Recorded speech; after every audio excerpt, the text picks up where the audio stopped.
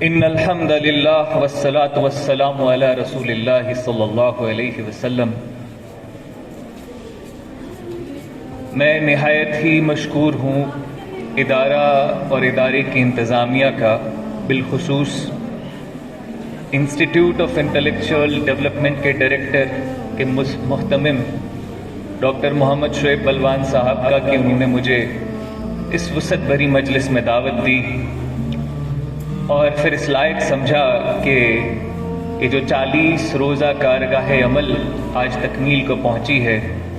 اس کے بارے میں لب گشائی کر کے آپ کے سامنے اپنے تاثرات پیش کر سکوں۔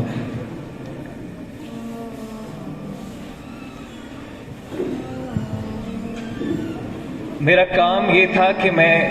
اس 40 روزہ ورکشاپ کی کنٹینٹ انالیسس کر کے اس کے پیچ و خم پہ بات کروں، لیکن وقت بھی مختصر ہے، ٹھنڈ بھی کافی ہے، اور میں آپ لوگوں کے درمیان 2 ایسے نقطوں پر بات کرنا چاہوں گا جس کی مجھے امید نہیں تھی کہ کسی بھی پروفیشنل ورکشاپ میں یہ 2 چیزیں پائی جائیں گی۔ اس کی وجہ کیا ہے وہ میں شروع میں ہی بیان کیے دیتا ہوں۔ انسان کے وجود کے 2 پہلو ہوتے ہیں، ایک اس کا ظاہر اور ایک اس کا باطن۔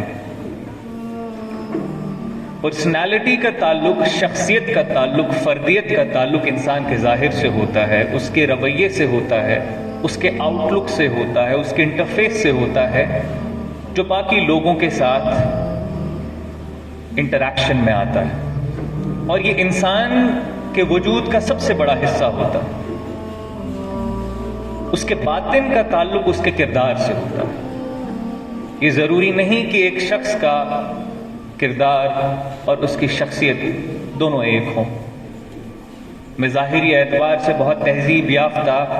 بہت ڈسپلنڈ نظر آ سکتا ہوں، لیکن یہ ضروری نہیں کہ میں اندر سے بھی ایک نہایت ہی اچھا انسان ہوں۔ پرسنالٹی ڈیولپمنٹ کی جتنی ورکشاپس، جتنی ٹریننگ دنیا میں ہوتی ہے، ریاضت ہوتی ہے، مشق ہوتی ہے، تربیت نہیں ہوتی۔ یہاں پر مجھے تربیت نظر آئی، اور تربیت کا صرف شخصیت سازی اور فردیت کے ارتقاء سے تعلق نہیں، بلکہ انسان کے کردار، فہم و فراست، دانش مندی، عقل و ہنر کے ارتقاء سے تعلق ہے۔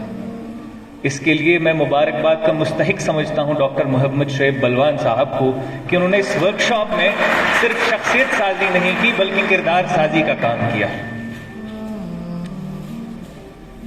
ایک نمایاں پہلو اس ورکشاپ کا یہ ہے کہ ہم یہ دیکھتے ہیں کہ روایتی تعلیم و تربیت کا جو سلسلہ، جو اسکولنگ ہوتی ہے،